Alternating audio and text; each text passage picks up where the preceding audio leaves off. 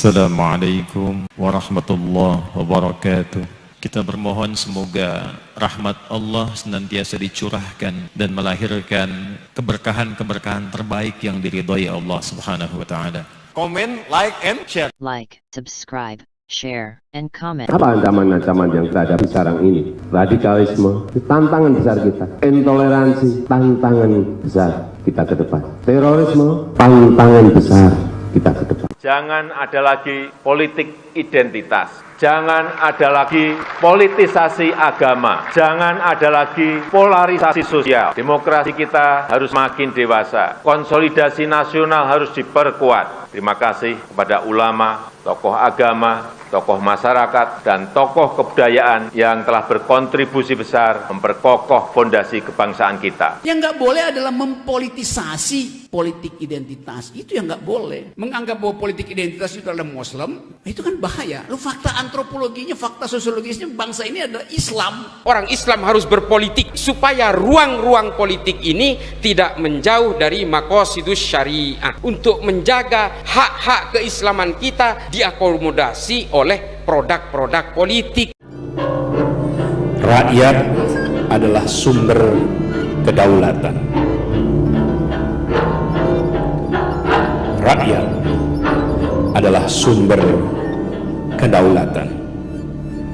Kekuasaan tanpa rakyat adalah benalu tanpa karisma. Rakyat adalah bumi. Politik dan kebudayaan adalah udara. Bumi tanpa udara adalah bumi tanpa kehidupan. Udara tanpa bumi adalah angkasa hampa belaka. Wakil rakyat bukanlah abdi kekuasaan. Wakil rakyat adalah abdi para petani, para kuli, para nelayan, para pekerja, dan seluruh lapisan kehidupan. Wakil rakyat adalah wakil dari sumber kehidupan. W.S. Rendra.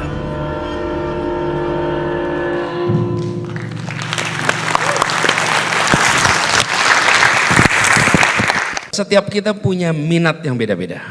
Setiap kita punya orientasi tentang masa depan yang beda-beda dan punya latar belakang yang berbeda-beda. Sehingga kita begitu bicara tentang apa yang dikerjakan pasti tidak mungkin bisa sama. Tapi ada indikator-indikator sederhana. Apa indikator sederhana? Kalau saya reflektifkan nih. Kalau Anda waktunya longgar, you are in trouble.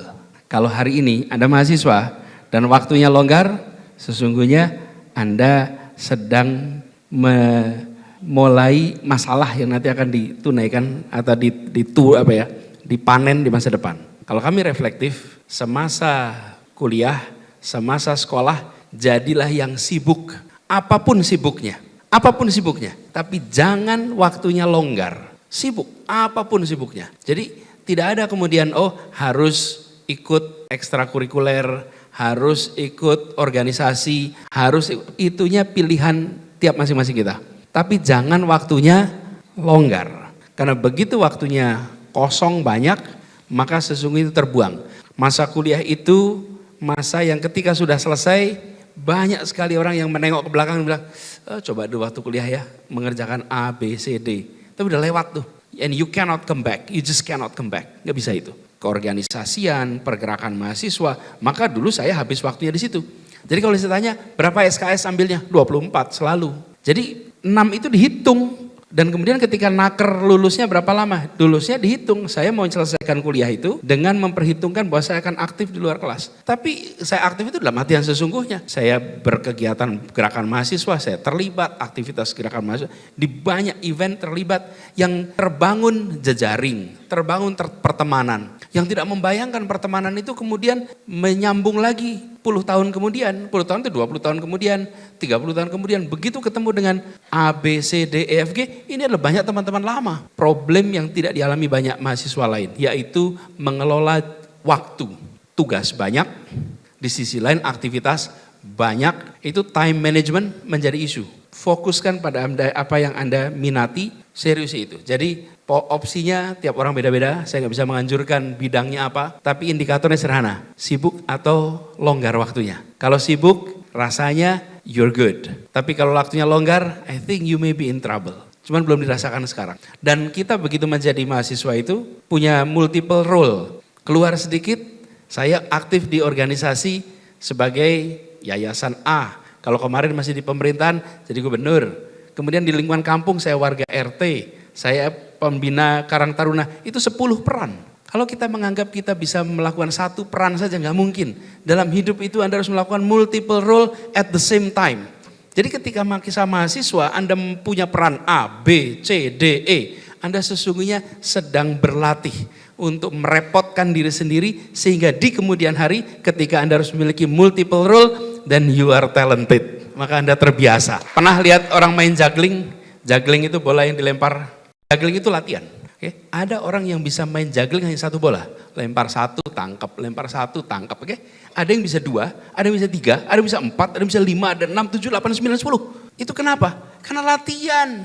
Membiasakan dengan bola yang banyak. Kalau bolanya banyak, maka fokusnya pada keindahan. Nah itulah sebabnya ketika saya katakan tadi sibuk itu multiple role dilatih, dikembangkan. Pada saat menjalaninya mungkin melelahkan. Kalau lihat ada mahasiswa lelah karena waktunya habis, maka saya bilang you are drilling yourself for a better future, guarantee.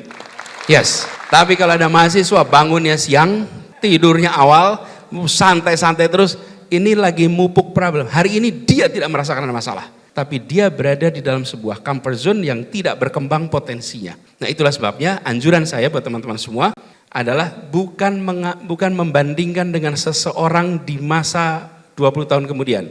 Tapi bandingkan seseorang di 20 tahun lalu. Apa yang dia kerjakan, seberapa sibuk. Itu satu. Kemudian yang kedua tadi soal global. Ini relevan nih sama Bung Abdullah tadi. Yang belum punya password. Saya usul pada Anda semua. You are the young Indonesia. Anda generasi baru Indonesia. Anda harus 3 warga. Anda warga Jakarta, Anda warga Indonesia, dan Anda warga dunia. Okay? Dan ciri Anda warga dunia adalah Anda harus punya paspor Indonesia. Punya paspor Indonesia. Lalu siapkan tabung sedikit aja. Dari Jakarta ke Medan itu lebih jauh daripada Jakarta Singapura. Punya paspor, siapkan paspor. Begitu libur, Anda lihat ke sana untuk benchmark. Anda lihat untuk belajar. Kenapa di sana begini? Kenapa di sana begitu? Ini memunculkan kesadaran tentang bagaimana kita menjadi warga dunia. Dan itu tadi saya sampaikan ketika saya bicara di awal tadi. You need to be, Anda harus menjadi generasi abad 21 yang menjadi tuan rumah di negeri sendiri, tapi juga nanti bisa menjadi tamu mempesona di negeri orang.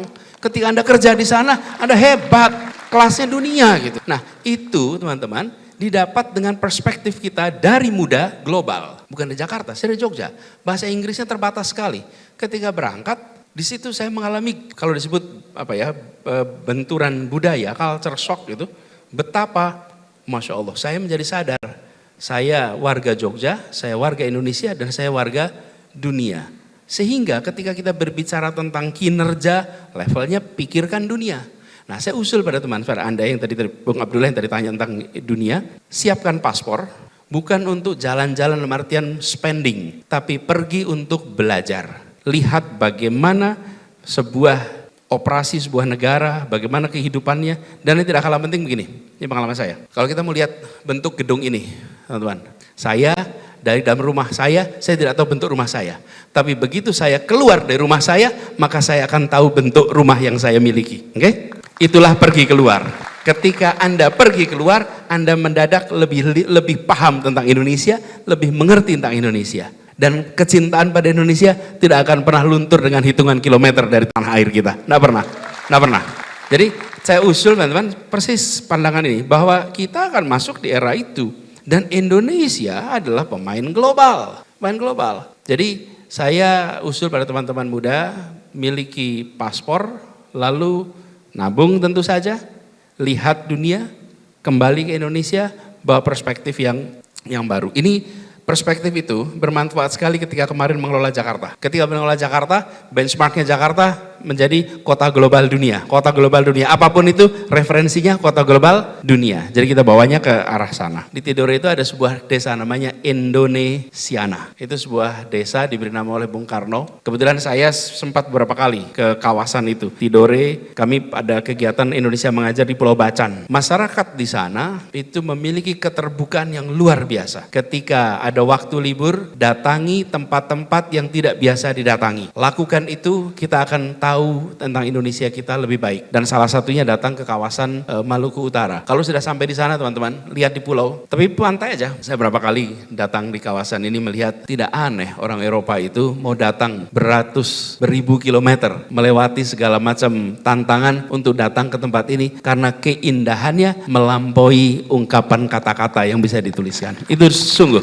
saya baru tahu arti kata nyiur melambai. Di Jawa nggak ketemu itu nyiur melambai, tapi datang ke pulau-pulau itu kita akan menyaksikan nyiur yang bisa melambai dalam arti yang sesungguhnya. Sugondo Joyo Puspito itu umurnya baru 23 tahun loh, waktu jadi Ketua Kongres Pemuda pada tanggal 28 Oktober 1928. Bung Yamin, Sekretaris Kongres, usianya baru 25 tahunan. Kalau Amir Syarifuddin malah baru berusia 21 tahun. Tokoh-tokoh lain usianya juga gak jauh beda dengan mereka. Dari Yohanes Laimena, Muhammad Rum, sampai Wage Rudolf Supratman, usianya memang masih sangat muda. Tapi tekad yang mereka miliki merupakan kalkulasi keberanian ratusan tahun dari tokoh-tokoh pejuang persatuan Nusantara sebelum mereka. Pernah ngebayangin nggak kalau kita hidup di zaman itu dan terpelajar seperti mereka, barisan mana yang akan kita pilih? Berada di barisan pemuda atau justru memilih berada dalam lingkaran kolonial? Jika ikut barisan kolonial, hidupnya pasti terjamin. Sementara kalau berada di barisan pemuda, isinya cuma susah, susah, dan susah.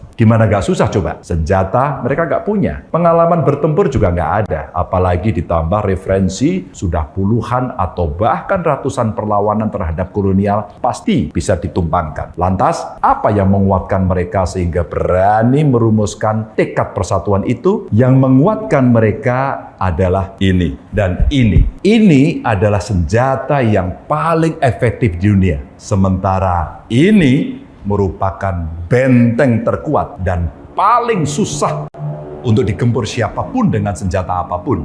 Dan mereka, para tokoh kongres atau sumpah pemuda itu, mampu memanfaatkan dua elemen itu dengan tepat. Nah, yang bikin saya kagum, semua tokoh itu sebagian besar menjalankan perannya sesuai dengan hobi mereka. Bung Yamin misalnya, beliau itu pencinta sejarah sekaligus sastrawan. 11-12 dengan Bung Yamin, Wage Rudolf Supratman. Itu juga seorang seniman, penulis sekaligus musisi. Nah, mereka mengorientasikan hobinya itu untuk penguatan pondasi bangunan bernama Indonesia ini. Dan ternyata bisa kok hobi itu dijalankan untuk memperkuat aspek yang bukan cuma urusan personal. Apa yang saya sampaikan itu bukan dalam rangka meminta kalian untuk meniru apa yang dilakukan oleh tokoh-tokoh itu. Tidak mau nambahin pusingnya teman-teman. Tapi kalau teman-teman merasa mampu dan bisa minimal mengcopy paste gerakan tokoh-tokoh itu, ya silakan. Apalagi kemampuan teman-teman ini, kemampuan pemuda saat ini yang sangat luar biasa. Akses apapun sudah sangat terbuka, kesempatan menjangkau apapun semakin lebar. Jadi saya rasa tidak ada alasan untuk mengatakan tidak bisa untuk mencontoh tokoh-tokoh itu. Basic gerakannya sesuai dengan hobi kalian saja. Gak usah jauh-jauh, lakukan hobi itu dengan serius. Kalau jalan sesuai dengan hobi, kan bikin kita senang. Kalau kita senang, apapun bisa kita realisasikan. Demi siapa? Demi diri sendiri dan demi Indonesia. Selamat memperingati Hari Sumpah Pemuda Merdeka. Sekaligus tanggal 28 Oktober kemarin merupakan hari ulang tahun Mas Ganjar Pranowo. Jadi kita ucapkan selamat ulang tahun untuk beliau. Terima kasih sekali lagi Mas Anies, Kang Emil, Bang Sandi atas waktu dan kesempatannya. Kita berikan aplaus, semoga mereka sehat-sehat dan kemudian bisa memberikan inspirasi kepada kita semua. Kejayaan akan kembali ke tangan umat Islam. Insya Allah, tetap yakin. Saya Karin mohon undur diri. Subhanakallahumma wa bihamdika asyhadu an la ilaha illa anta astaghfiruka wa atubu ilaik. Billahi taufiq wal hidayah. Wassalamualaikum warahmatullahi wabarakatuh.